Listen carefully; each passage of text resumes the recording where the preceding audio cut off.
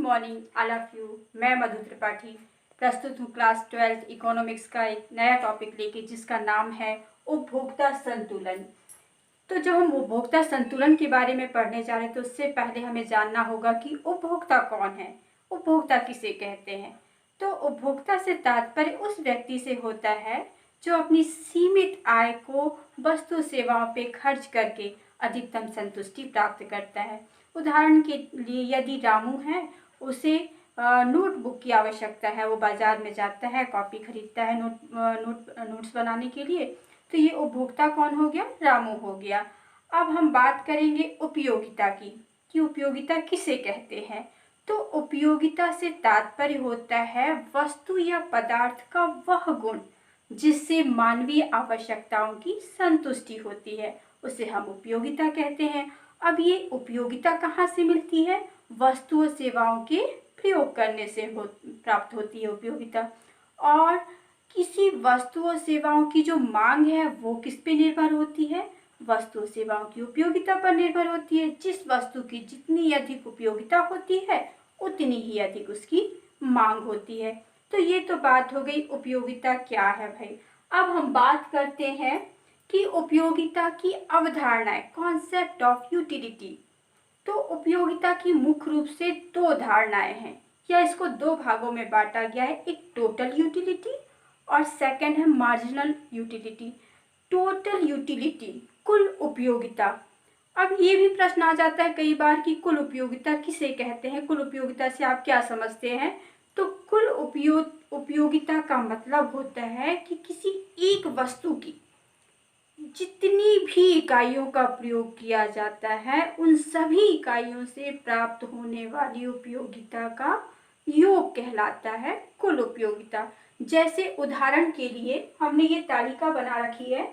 इस तालिका में आप देखेंगे कि पहली इकाई का प्रयोग किया जा रहा है तो यहाँ सीमांत उपयोगिता कितनी? 6 है।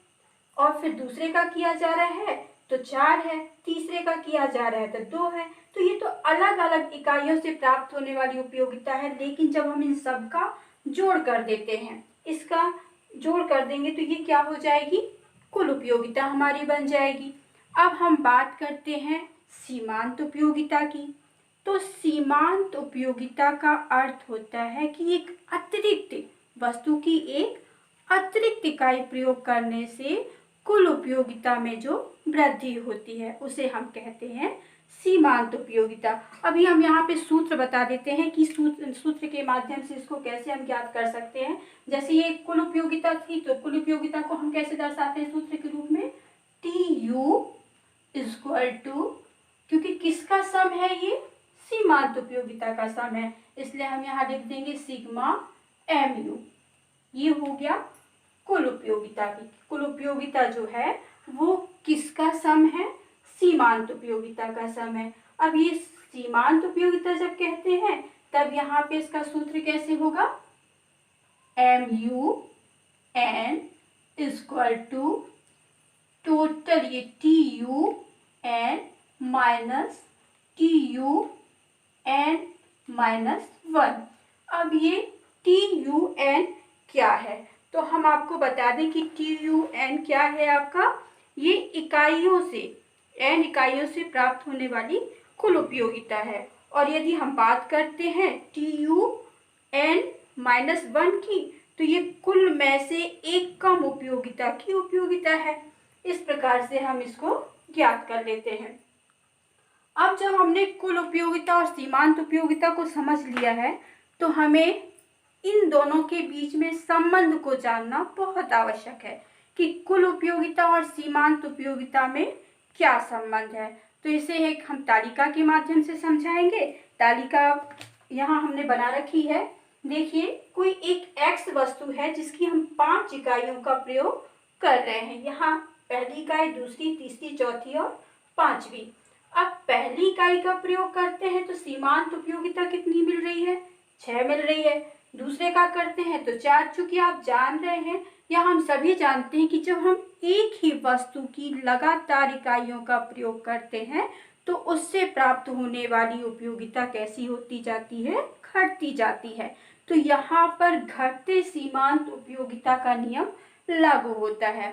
जैसे हम जब x वस्तु की पहली इकाई का प्रयोग कर रहे हैं तो प्रारंभिक इकाई में हमें अधिक उपयोगिता मिलेगी। मतलब यहाँ पे देख भी रहे हैं आपकी कितनी उपयोगिता प्राप्त हो रही है, 6 प्राप्त हो रही है। और जैसे ही हमने उसकी दूसरी इकाई का प्रयोग किया, हमारी उपयोगिता घट करके कितनी हो गई, 4 हो गई, 4 हो गई। फिर तीसरी का किया तो 2 हो गई, और चौथे का कर रहे हैं तो 0। मतलब सीमांत उपयोगिता क्या होती जा रही है, घटती जा रही है। और फिर 0 से भी नीचे -2 हो गई। अब यहाँ कुल उपयोगिता आप देखते हैं तो कुल उपयोगिता देखिए क्या होती जाती है। यहाँ पे हम सीमांत उपयोगिता को 3 भागों में बांट सकते हैं। एक तो आपका ये वाला भाग जो है, यहाँ पे धनात्मक उपयोगिता है।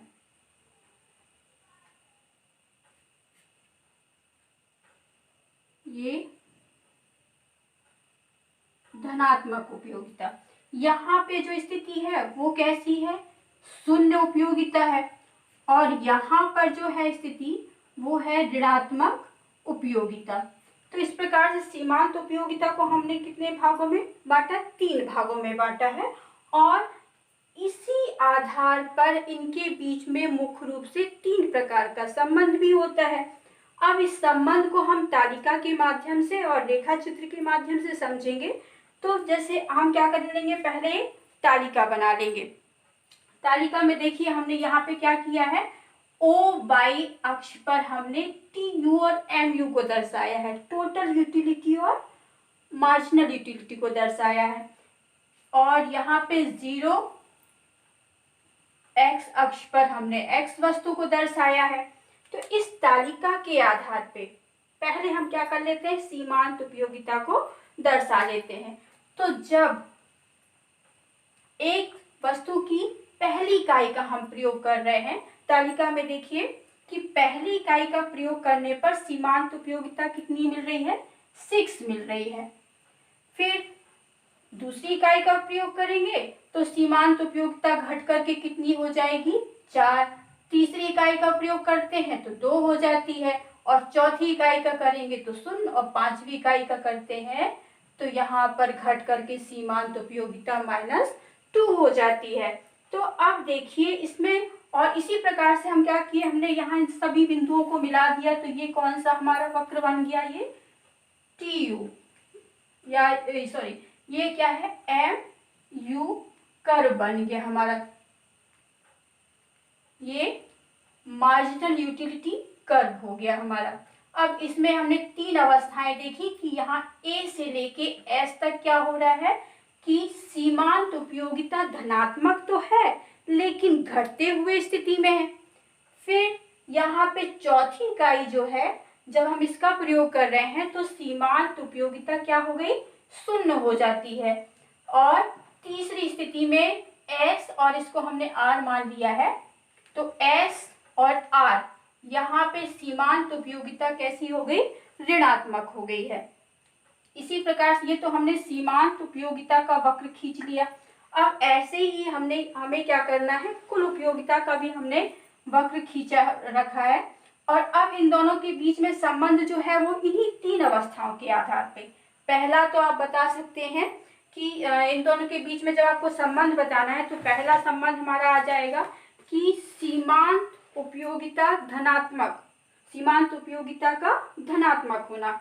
तो जब सीमांत उपयोगिता आप देखिए A से लेके S तक धनात्मक है, घटते हुए है, लेकिन कैसी है, धनात्मक है। इस स्थिति में आप कुल उपयोगिता को देखोगे AB ये कुल उपयोगिता कैसी हो रही है, बढ़ रही है।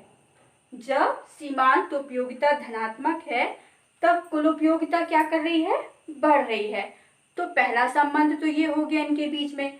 दूसरा हम देखते हैं कि जब सीमांत उपयोगिता 0 है उस समय आप देख रहे हो कि ये जो C और S आपको यहाँ पे दिखाई दे रहा होगा, हमने डॉट डॉट करके इनको मिला दिया है आपस में। ये क्या हुआ है, यहाँ पे आप B और C स्थिर रेखा है, मतलब इसमें क्या हो रहा है कि उपयोगिता, इस प्रकार ये BC रेखा जो है वो कांस्टेंट है, मतलब ये स्थिर है। यहाँ हमने काल्पनिक रेखा खींच दी है आपकी C से लेके S तक, C से S तक।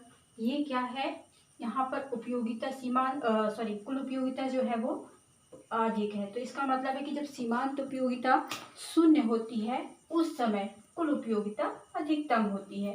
तो ये दूसरा संबंध हो गया। तीसरा जो है कि जब सीमांत उपयोगिता ऋणात्मक होती है, यहाँ पे देखिए एस आर क्या है, यहाँ सीमांत उपयोगिता जो है ऋणात्मक हो गई। जब हम पांचवी इकाई का प्रयोग करते हैं तो वहां पे सीमांत उपयोगिता ऋणात्मक, और जब सीमांत उपयोगिता ऋणात्मक होती है तो कुल उपयोगिता वहां पर घटना चालू हो जाती। देखिए सी और डी ये क्या हो गई है उपयोगिता, यहाँ पे कुल उपयोगिता घट गई है। तो इस प्रकार से कुल उपयोगिता और सीमांत उपयोगिता में मुख्य रूप से तीन संबंध है। एक तो जब सीमांत उपयोगिता धनात्मक होती है, दूसरा जब सीमांत उपयोगिता ऋणात्मक होती है और शून्य होती है, और तीसरा जब सीमांत उपयोगिता ऋणात्मक होती है। जब धनात्मक होती है तो कुल उपयोगिता उस समय बढ़ती है, जब शून्य होती है तो उस समय कुल उपयोगिता अधिकतम होती है, और तीसरी जो अवस्था है कि जब सीमांत उपयोगिता ऋणात्मक होती है उस समय कुल उपयोगिता घटने लग जाती है। तो ये तो रहा इनके बीच में आपस में संबंध। अब हमारा जो टॉपिक था उपभोक्ता संतुलन, तो उपभोक्ता संतुलन किसे कहते हैं ये बात आती है। तो देखिए उपभोक्ता के पास साधन सीमित होते हैं, आवश्यकताएं उसकी असीमित होती हैं। तो इन सीमित साधनों को उन वस्तुओं सेवाओं पर इस प्रकार से व्यय किया जाए जिससे कि उपभोक्ता को अधिकतम संतुष्टि मिल जाती है।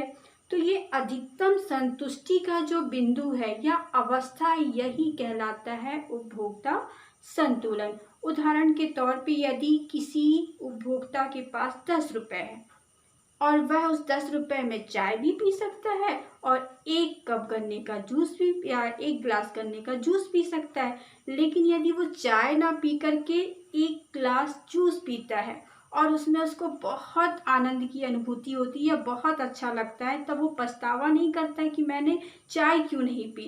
कहने का मतलब उस 10 रुपए के एक गिलास गन्ने के जूस से उसको जो संतुष्टि मिली, वो संतुष्टि कैसी थी, उसकी अधिकतम संतुष्टि थी। और इस अवस्था में उपभोक्ता जो है वो अपने व्यय की परिस्थितियों को बदलना नहीं चाहता है और वह उस अवस्था में अपने आप को संतुष्ट समझता है। इस प्रकार से उपभोक्ता संतुलन क्या है, एक उपभोक्ता का वस्तुओं सेवाओं पर इस प्रकार से व्यय किया जाना कि वह अपनी सीमित आय से अधिकतम संतुष्टि प्राप्त कर ले।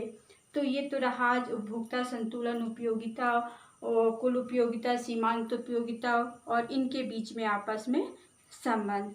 आज के वीडियो में बस इतना ही। Thank you for watching my video. If you like my video, please hit like button and subscribe my channel.